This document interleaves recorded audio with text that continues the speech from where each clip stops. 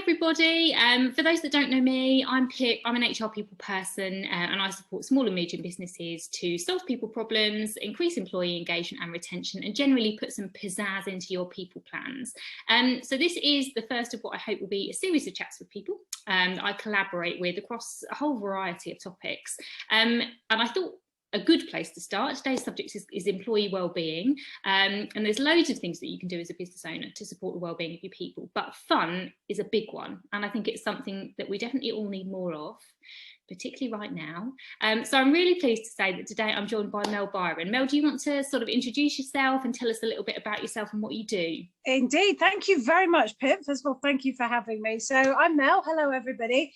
I train and coach in a variety of things that bring out employee well-being. My brand is happy at work, and that is my life's work, to want people to be happy at work. The other part of my job is I'm also a comedian. So all the training coaching I do is suffused, or whatever the word is, with fun, humor, because laughter, my God, as you said, you know, when have we needed fun and laughter more? And so I coach in speaking skills. I never call it presentation skills, that's for sure. Because I think these skills should be kind of life skills and built in and inherent, and we should build them up. And so I do a lot of that, and I've done it online as well. And I deliver comedy, and I can deliver comedy training, and I can do workshops, creative workshops, which use comedy techniques to actually bring out creativity at work, and we can work on stagecraft as well. So it's all a kind of a good package, and it's all to do, as you say, with well-being and happiness at work. Oh, people say, oh, you know, we shouldn't be happy, it's work. Well, we spend more time there than we spend anywhere else. Yeah, so. And I think this last year has probably showed us that actually that's some of what we've missed is not only the people contact, but we probably realised we have more fun at work than we thought we did, just by being around other people and enjoying that company and that change of scenery. And that sort of casual, and there's a lot of that casualness that we haven't had, you know, where we just, oh, do you fancy a cup of tea? And, oh, you're going out for lunch, I'll walk with you. And that sort of casualness, we've not had that. No, and I can just remember when I was at work, you know, most days I would laugh at something. Somebody would have a funny moment or say something funny. And I just think that's, when we're all sat at home, not to say we don't love our other halves and we're not having fun here, but it's different, isn't it? When you're not around a team of people. And I think that's some of what we've missed and lost a little bit. So it'll be interesting to see kind of what happens in future, but that's great. Well, I mean, Mel and I met, so you actually did my networking group's Christmas party. You did a bit of a in that, didn't you? So that's kind of how we met, and had a one-to-one after that, and then kind of felt like actually there's something here around employees, teams, people. So that's kind of why I wanted to have a chat with you, really, because I think there's a clear synergy in terms of what we do. So it's very clear from what I'm kind of reading and seeing at the moment, and more as the months go on, that definitely employee wellbeing and that sort of remote team management piece are going to be massive subjects. It's something that I'm talking a lot about in my content in terms of themes that are going to come out as we move out of, hopefully, restrictions and lockdown and longer term. So I think those are going to be things that business owners need to be focusing on, because I think they're going to be really important in terms of people. So in terms of that employee wellbeing piece and sort of team building, you've mentioned some of it, but how does what you do fit into those topics and those well, it's quite interesting because you know, we're having this conversation in March when for many teams they haven't seen each other for a whole year. Happy anniversary, everybody. So happy anniversary. Yeah. So what I do is really I think of it as team cohesion. It's kind of bringing a level of stickiness to the sorry, I know that's a jargon word, but you know what I mean, where we actually kind of feel like we're together even though we're apart. And so, for example, one of the things that I've done, and it's a very simple thing, is especially around Christmas, we did loads of Christmas parties, some professional comic friends and I, because it was a way of bringing people together, a unifying activity where we saw all these little squares on the screen. But for the team, it was actually being together whilst we entertained you. We could do that, you know, and it was such a lovely thing, and the feedback was great.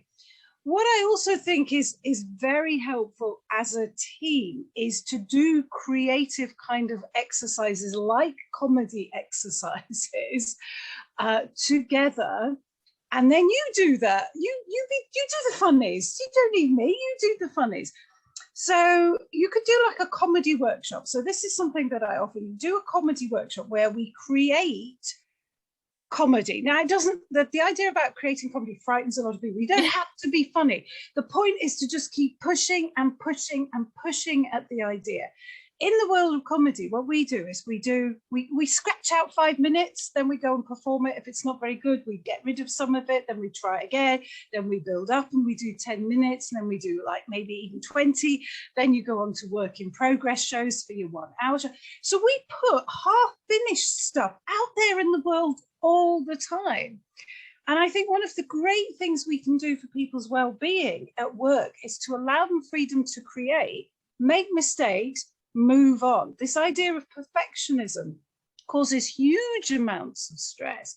So the idea that we can get in there and say, look, it doesn't matter, try it didn't work, okay, let's try this, let's try that. Do you think that the fun comes in some of that creative process, in the not getting it quite right, but kind of working it out together? And absolutely. And isn't that a wonderful thing you can do as a team together, is to try and create something and fail a little bit on the way.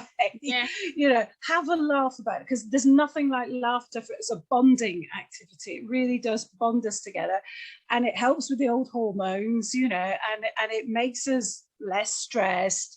And it's just such a great thing to do. And I love the idea of bringing together a team to create something that doesn't have to be perfect, but we can have a laugh doing it. And we just keep pushing at the idea. It's that idea in improv. People go, you'd start telling a story and somebody says, yes, and, yes, and, yes, and you push. And it can be as ridiculous as you like.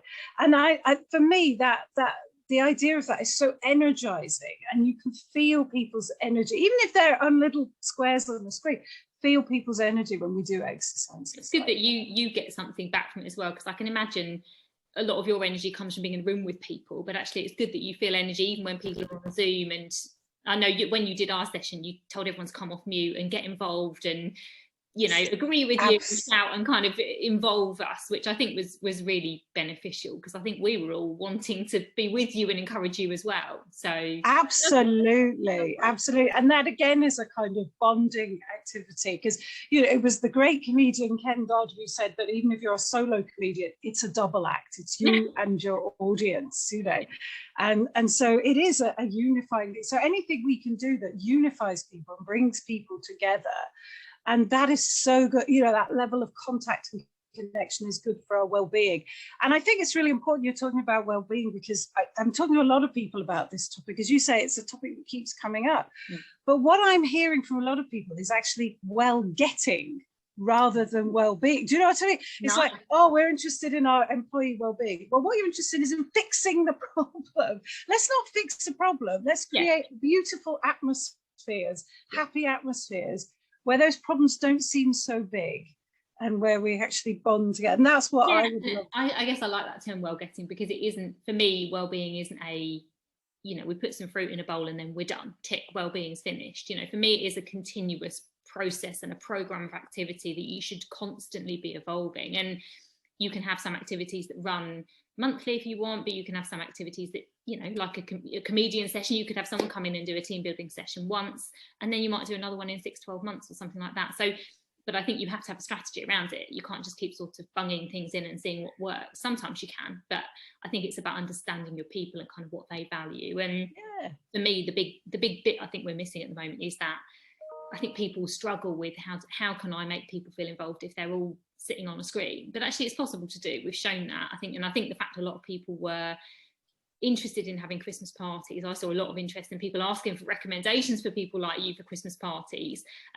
was really positive for me, because it showed that people hadn't sort of forgotten the need to bring people together and give people that sense of having an event at Christmas, because it is important.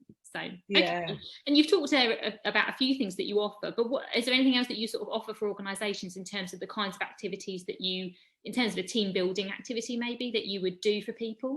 Well, I think the main three things for me are, in terms of the team, are doing a comedy workshop together where we create something fun and funny. Actually doing a comedy night, which can be in the afternoon. We've done them in the afternoon as well, which is a lovely unifying activity. And also, I don't know if you've ever come across laughter yoga. That's fantastic. It sounds bonkers. It's fantastic, it's energizing, and it works on Zoom, and it really kind of breaks down barriers. Or you can do a combination of the three and do something bespoke. And I do offer that kind of team taster where we do bits of different things, and we work on stagecraft and confidence, because that's also part of what we do as a comedian. And confidence, and the confidence to stand up and speak, and that's a big thing about what I do. Yeah. Really important as well, and that can be done individually or as a team.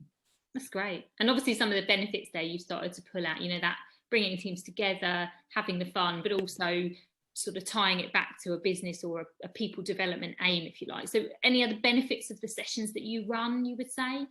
I think the fact that people feel energized and feel able to make mistakes, I think for me that's a really important thing, that they feel able to look a bit of a fool, you know, because that's so that this idea of perfectionism, and we've got to get it right, otherwise is something that I think really stresses people out at work. And you know, as I say, as comedians, we put unfinished stuff out there all the time, and it gets criticized, and that's fine, you know.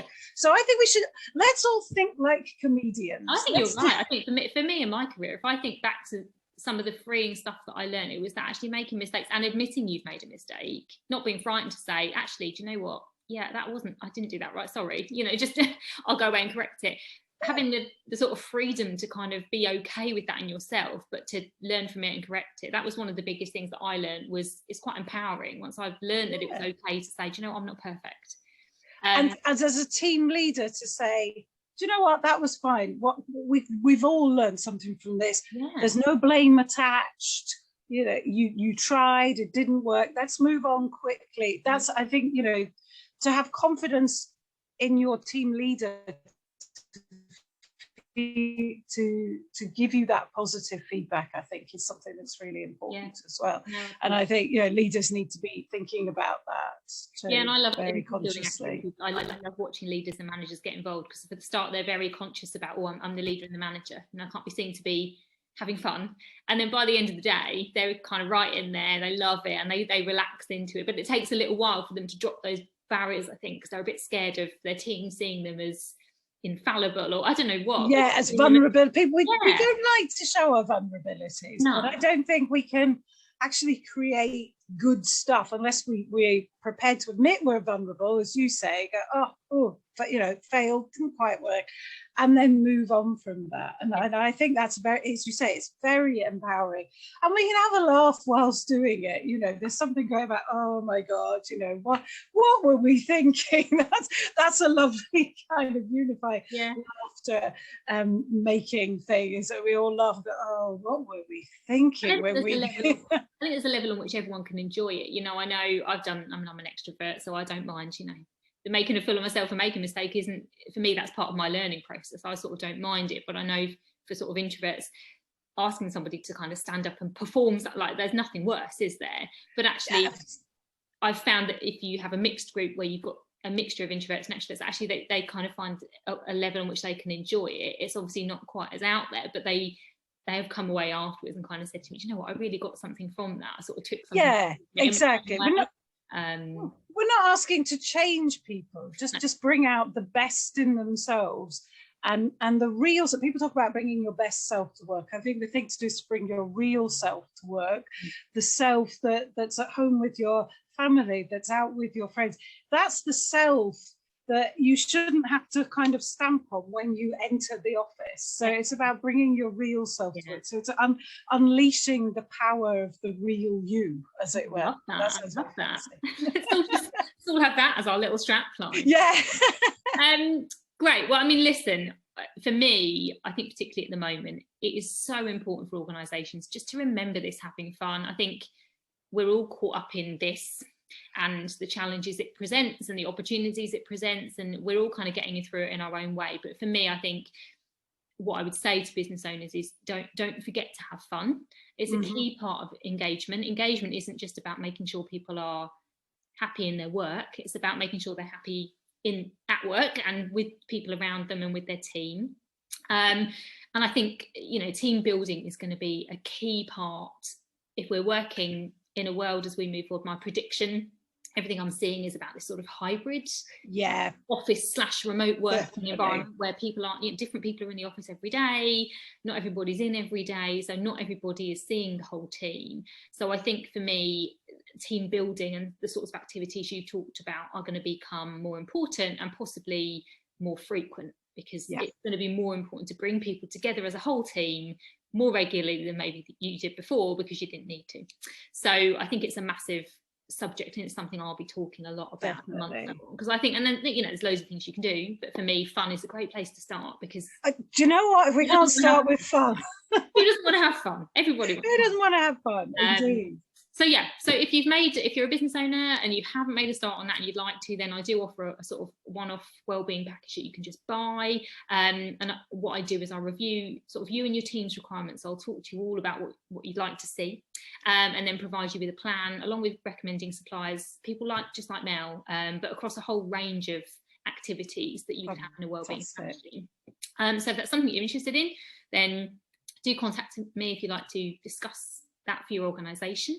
Have you got any offers that you'd like to talk about, Mel? Yeah, so as I say, I'm offering a team taster where we can do a bit of each different kind of exercise. We can bring in somebody to do some comedy. We can do all kinds of, and just give a sense of what that well-being via fun and laughter can be. And I'm also doing a course, an online course, which I'm starting in April, called From Couch to Stage, which is about building up your speaking skills. So you can contact me to find out more about that. It's be on my website, melbyron.com. Is that your version of Couch to 5K?